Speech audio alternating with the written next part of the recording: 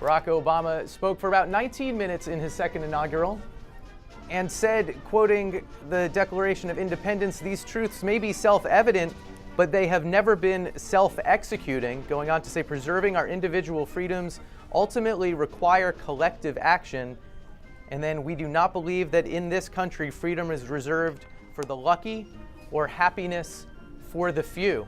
Congressional correspondent Ed O'Keefe watched it from up close down at the Capitol and joins us now. I imagine it's still pretty loud, Ed. Can you hear me? It is. The Marine Corps band playing off the president as he departs and heads for lunch inside the Capitol.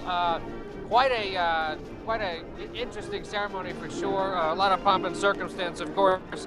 I will note that some of the loudest applause came for the woman who ended it there, Beyonce, both when she came on stage and as she wrapped things up.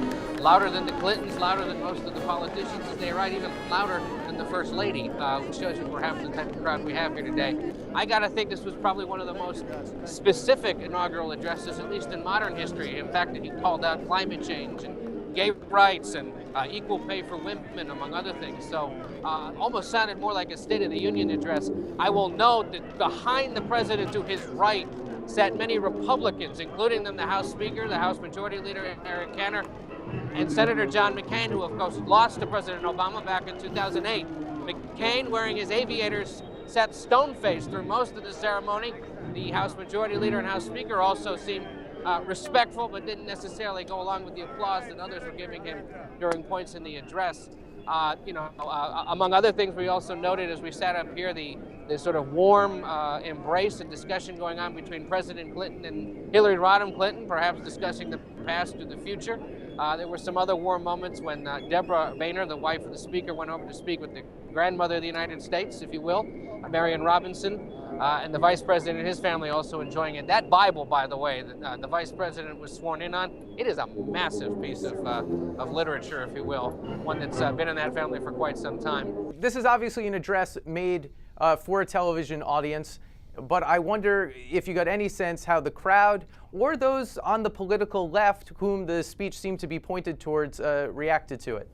Well, certainly his Democratic colleagues took to it quite well. I noticed throughout the entire ceremony that Dick Durbin, for example, the Assistant Majority Leader, his former Illinois colleague, beaming throughout this day. You could see behind the First Family, certainly members of the cabinet also seemed pretty pleased.